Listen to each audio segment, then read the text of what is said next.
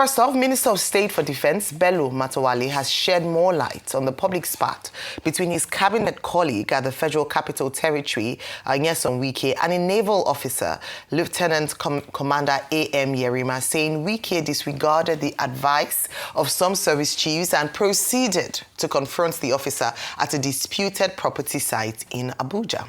Matawalle stated that the naval officer acted strictly in accordance with instructions and displayed discipline and respect throughout the encounter. The Minister of the FCT, Wike, on the other hand, has stressed the importance of adhering to due process in resolving disputes over land ownership in Abuja, declaring that he will continue to respect all government institutions, including the military. Wike urged Nigerians to learn to obey the laws, adding that government will not tolerate any attempt to undermine approved land allocations.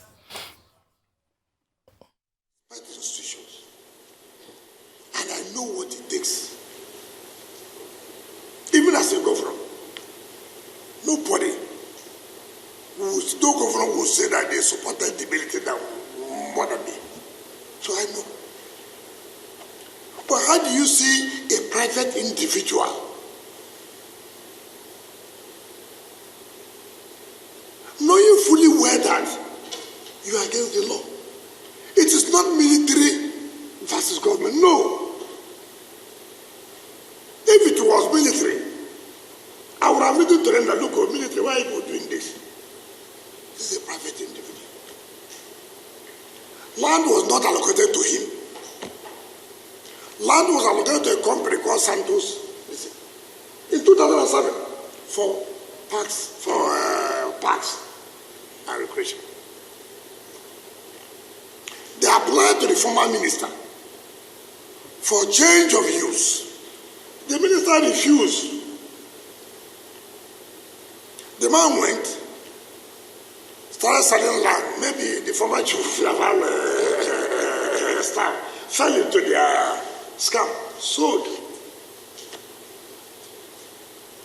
This government property. It's not your property. Meanwhile, the former Chief of Defense Staff, General Lucky Irabo, has called for more enlightenment on civic education so as to prevent confrontations between the military and civilians. Irabo warns that it is wrong to physically assault an officer in uniform, but rather urge citizens to use the official channel to report errant security personnel so as to prevent breakdown of law and order. Uniform is not about who is wearing it. The uniform represents the authority of the state. Whether it's a small boy or not, it is the authority of the state. It's even worse when it is a commission officer who has a presidential commission. And so when you make such disparaging comments, you have desecrated the oath. You have desecrated the oath. What you have told the commander-in-chief and the authority that invested that position on him is that they are fools. So it is wrong. And I think that for the media, it is not about, in any case, law has two ends. For those, we also studied law. I'm not learned, but then in military law, we also taught that for you to be able to establish a crime, there are two elements: actus reus and mens rea. Actus reus, meaning that, was this thing done? Is there something that was done? And then the mens rea, what is the intention behind it? So when a son says that the minister has authority over land and it's not the duty of a soldier, that is not the issue. Now, if you have any reason to believe that what the young man is doing, there is a channel. That's the rule of law. In other news, the Nigerian midstream and downstream petroleum regulatory authority is asking Nigerians not to resort to panic buying of petroleum products as the implementation of the 15% ad valorem import duty on premium motor spirit and diesel is no longer in view. In a statement issued on Thursday, NMDPRA assured Nigerians that there is adequate supply of petroleum products in the country within the acceptable national sufficiency threshold. The oil and gas regulatory body says petroleum products have been sourced from both local refineries and imports to ensure timely replenishment of stocks at storage depots and retail stations during this period. The 15% ad valorem import duty on premium motor spirit and diesel was approved by President Bola Tinubu to support local refineries and reduce Nigeria's reliance on imported fuel. The duty set to take effect November would have increased the landing cost of fuel by approximately 99.72 naira per litre. Nigeria currently imports over 60% of its refined petroleum products, while less than 40% is sourced locally, almost solely from the Dangote refinery. It is a decision that has just been made. So I cannot even say this is how long it will last. But the president, our commander, the president and commander-in-chief of the armed forces have listened to people. They are listening he's a listener. So he understands why he has to put it on hold.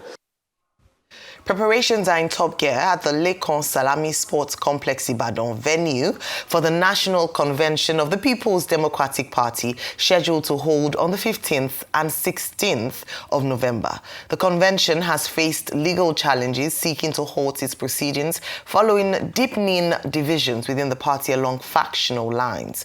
Earlier, the PDP National Publicity Secretary and Secretary of the 2025 National Convention Organizing Publicity Subcommittee, Debo Olugwagba, dismissed reports of a postponement as false, misleading, and the handiwork of political detractors. Recall that the Federal High Court in Abuja had restrained the PDP from proceeding with the convention. A High Court sitting in Oyo granted an ex parte order permitting the event to go ahead. The Oyo court order has since been cited by the National Working Committee and members of the Board of Trustees as the legal basis for continuing preparations.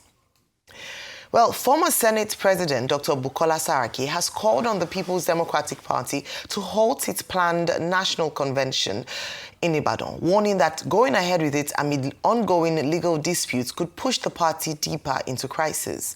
In a statement at a meeting with members of the Board of Trustees reconciliation team led by Ambassador Hassan Adamu, he urged the party to set up a caretaker committee to manage its affairs temporarily and restore calm.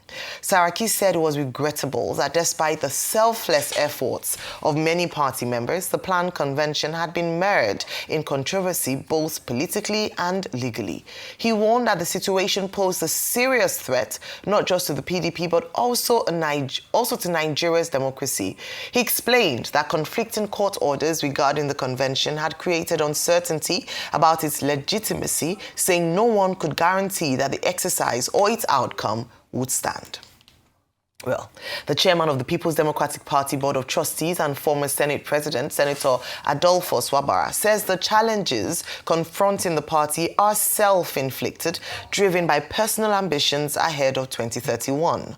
Speaking to journalists after receiving the report of the BOT Reconciliation Committee in Abuja, Wabara said the planned Ibadan convention will proceed as scheduled, except if restrained by a court order. Wish us a very successful convention. As the BOT has always contended, we are the conscience of this party. And we don't have any other place to go to. And this party, that slogan that this party would not die, this party would not die. It can be weakened or whatever, we are very democratic in whatever we are doing. So that those who are kicking against certain things, maybe at the fullness of time, we'll all come back together on a larger table with a wider umbrella like this and resolve our problems. So we should not cast away anybody with dissenting voice, but the minority will have its say, but majority will have its way. Okay, so it's interesting that our stories today has a common denominator, some of our stories. Some of the stories will come from the PDP and the actor who is acting both whether in the PDP or APC. And he's also at the center of the first story for today, which is around his altercation with a commissioned officer and reactions that have followed since then. He himself held a press briefing yesterday. So let's talk about Mr. Nyesom Wike this morning, but in light now of what's happened with he and the officer and some of the reactions coming from some from military generals, even the former Chief of Defence Staff has weighed in on this one as well, and of course NMDPRA, the 15% tax, and other stories. Rufai. Okay. In his words that he used to Officer Yerima, you are a fool. Mr. Wike thinks we are fools. Oh, he really thinks we are fools. And it's obvious. He thinks we are fools. And for those that sulk up to him, you can see what you have done. You can see what you've done. Name some of those. You've increased this ego. There are plenty. Give us empirical data. Empirical facts. The data boys and cameramen. Oh, there was a cameraman that was implicated. Please. So those that suck up to him and feed his ego and go and sit in front of him and be hearing all he's saying, you have cost Nigeria this ruination. The next thing, he starts to change the matter. He starts to talk about law. He says the land is owned by Santos, it's not owned by the Naval chief. No, you must really think we are kindergarten and we are foolish people in this country. If the land is not owned by the military officer that bought it from that Santos that they allocated the land to, why are we here? And Matawalle said he told you that they will call the military apparatchik. You spoke to the CDS, but that was not enough. You took a convoy there. Dr. Abati, this man even took outriders. I don't know when FCT ministers start to take outriders and big convoy. And maybe as a former governor. Took outriders. They marched to the venue. But what did they collect? Water. He collected water because as he went back. Yerima stood his ground. Then he started assaulting Yerima. We forget that was assault. If Yerima takes permission from the Navy, he can actually sue Nyesom Wike for assault. Then the next thing, one of his data boys was on air the other day saying, what did he say? He said he was angry. He was angry. That's why he was calling him a fool, right? He was angry. He was angry. So they are trying to twist the narrative. What do these people take us for? What do Minister Wike take us for? He thinks we are fools? All right. Minister Wike, the honorable thing to do in things like this, it won't hurt you. Apologize to the people. What I thought your press conference was going to be is apologize to everybody that is hurt. Even if you don't want to call Yerima's name, apologize to Yerima. Right. Or the institutions that are bound. Yeah, I think institutions. That's just important. it. Yeah. All you need now is apology. Just stop digging yourself in. Just apologize. Oh, for all the sin that happened, I apologize for all concerned. And that's just it. Let this matter end here. You call the press, you are digging it, trying to think we are fools to ourselves. All right. Okay, just additional comments on the man I described yesterday as Yomonile of the Federal Capital Territory, who thoroughly embarrassed the president of Nigeria while pretending to be exercising delegated authority. This morning, I've also said he comes across as APC's political bouncer in the People's Democratic Party. Hence, he's trying to impose himself on that party to serve the purpose of a fifth columnist within the People's Democratic Party. So that ties the two subjects together. However, he was on television characteristically yesterday, paid, adverts for himself, in which he was saying that he respects the rule of law. Now, I don't think that is true. If the minister respects the rule of law, he cannot be selective in terms of the rule of law that he respects. When he was governor in Rivers State, did he respect the rule of law? In his attempt to say, as he insisted yesterday, that he wants to preserve the integrity of the Abuja master plan, going to pull down people's buildings, going to attack estates, is that respect for the rule of law for a man that is an officer in the temple of justice as a legal practitioner? Now, this same man says he's respecting the rule of law. Why is it that a person who says he respects the rule of law will be selective in his respect for the rule of law? There are many court judgments regarding to this Abuja master plan. The minister of the Federal Capital Territory chooses the kind of law that he wants to respect, the one that he doesn't want to respect. That in itself is an abominable, unacceptable behavior. That's number one. So he's saying he respects the rule of law. That's a lie.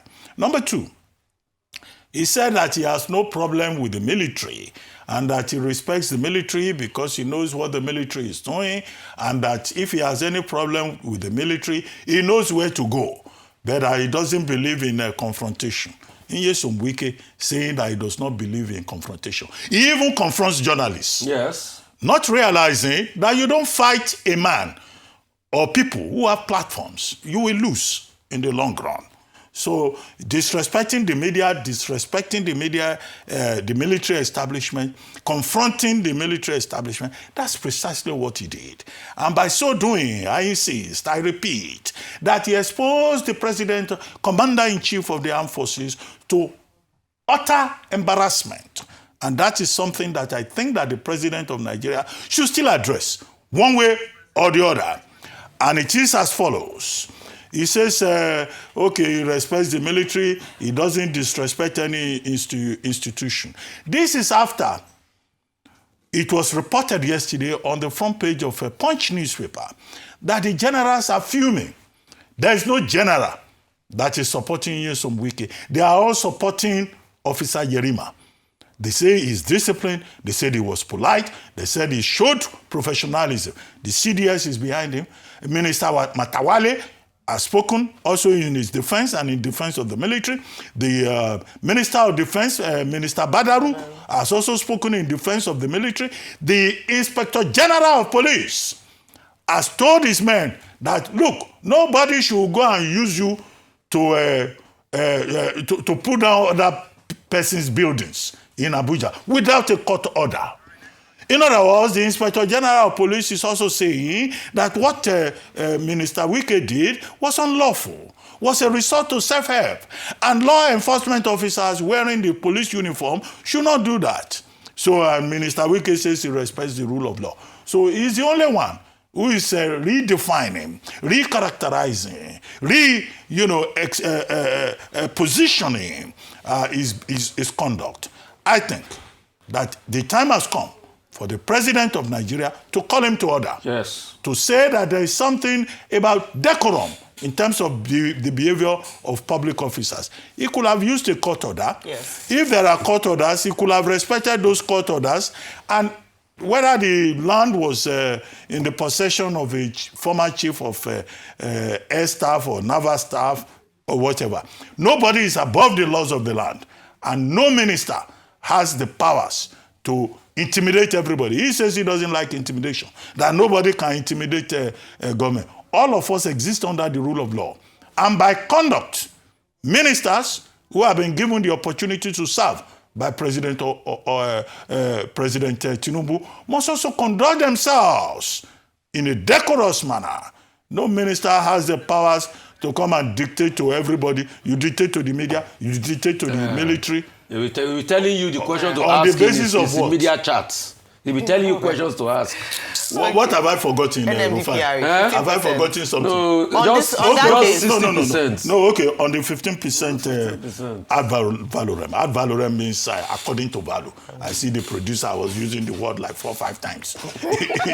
It means you pay import tax according to the value of what you have imported. That's the simple meaning. However, when this was introduced, I think on October 21, there was a lot of protest that it will increase the pump price of fuel.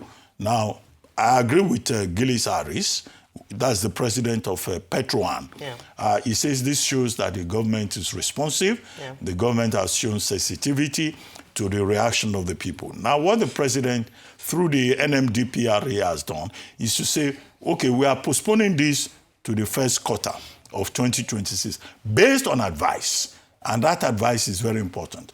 It came from Dr. Zach Adedeji, the Director General of the Federal Inland Revenue Service. Namely, that they have had strategic consultations with people within the market space. And on the basis of this, the FIRS recommended that this should be postponed to ensure that we have the local refining capacity, that the necessary infrastructure is in place, that the framework for competition is in place, that the people of Nigeria will not suffer any hardship. So we have to thank the FIRS and its chairman for doing this, even if after the fact. This is what we say all the time, that look, this review could have been done ahead. And then Adedeji and his FIRS will have advised government. But then some other people will argue that, okay, government announced policy, people reacted, government now says, okay, we have listened. They've taken another look at it, and what we need to do is to do more with local refining capacity in this country, is to do more in terms of ensuring competition. If Dangote Refinery can do it, one individual, government itself can also do it. And I've said on this table before, they should study the models in other places where local refining works. Aramco in Saudi Arabia, Petrobras in Brazil, what is that one in Norway? It's not rocket science. We can strike a nice balance between domestic refining and importation, reducing importation and ensuring all of this for the benefit of the people. If we have the will, if we downplay politics. Yes, I believe that the postponement of the 15% tax is a most welcome development. When this was announced in October, I had said firmly that it would put more burden on the consumers, especially because the local producers are not able to meet local demand. I also agree with the fact that it is important that consultations like this with critical stakeholders ought to be had before an announcement of a policy direction is made by the government. Yes, we can praise the president for being a listening president, but it's even more important for this government to show that they've done its due diligence before announcing a new policy direction and ensure that there's a justification, having analyzed and measured the impact on the people. Unfortunately, under this administration, we've had a number of policy flip-flops where back and forth, okay, we announce this, we don't announce this, and then at that point, stakeholders will come up and start saying, no, it's going to affect us. Again, I make reference to the share nut, the temporary ban on share nut importation and its effect on the industry. And so the big question is, who are the people advising the president? To what level or extent of consultation is had before a policy is announced so that we don't have to keep going back on policies and so on? A final note on that point is that they're saying that they're postponing it to the first quarter of 2026. Will the concerns have been addressed by the first quarter of 2026? Would we have an increase in local production to meet local demand by the first quarter of 2026? What is happening with our refineries? What is going on with that to enable and encourage even the modular refineries to increase production? These are some of the questions, and I dare say that we are not going to be ready by the first quarter of 2026 for all these challenges that were identified by the FIRS executive chairman. And so the 15% might very well not see the light of day by then. It's a good policy, but ill-timed and ill-prepared. We do not have the infrastructure to support it yet. And when you think of and consider all the tax burdens that Nigerians face, in addition to the current standard of living, then we cannot introduce another tax on petrol, especially when, as I mentioned earlier on, 60% of our fuel consumption is imported, while 40% is sourced locally. Until we're able to meet at least maybe an 80%, 90% threshold, do not put more burden and more hardship on the Nigerian people. And again, just to mention that to avoid an embarrassment to the government, let's try and, engage widely with all critical stakeholders so that we hear all the voices and are able to make a decision when it comes to policies. Very quickly on the Wike matter. I'd said earlier, and I want to quote Minister of State for Defense, who said, anyone who disrespects a soldier indirectly disrespects the commander-in-chief. And this is why there is a call for an apology. This is not the time to show that, oh, I'm right and you're wrong. This is just a time to listen. From General Irabo to General Buratai, to Minister Matawalle to Minister Badaru. All of them have spoken with one voice that what he did was out of order and a disrespect to a man in uniform. In fact, General Irabo said that he desecrated the oath, that the uniform has the authority of the state. And so he wasn't just speaking to an officer Yerima, he was speaking to an authority of the state. And so in addition, just because of that, he ought to show some respect and possibly issue a simple apology, just because this also happened, interestingly, when we are launching the Armed Forces Celebration and Remembrance Day. We are talking about how we want to elevate the uniform, elevate, how we see our military personnel, officers who sometimes pay the ultimate price. And so it doesn't all go well for that. I think in the spirit of humility and the respect of law, Mr. Wike ought to apologize to the military and apologize to the Nigerian people. And very finally on this note, I think it's also important that if we must speak for one, must speak for the others. It was impunity versus impunity on show, because no one is above the rule of law. And therefore, we need to also investigate as well the former Chief of Naval Staff who had military officers to defend his land. Was it a matter of national security? Was it an abuse of the time of our military officers when their time is could be better utilized, defending the territories and the borders of Nigeria, fighting against terrorism? So we must also ensure that in trying to correct one wrong, we don't also apply a wrong to correct that. And I believe that represents the position of some lawyers, including Mr. Femi Falana, SAN, who weighed in on this matter. And that was the position I also took, that this show was a show of disgrace, impunity versus impunity. Investigation should be had, and where possible, let's ensure that nobody, not anyone, whether civilian or military, is above the law.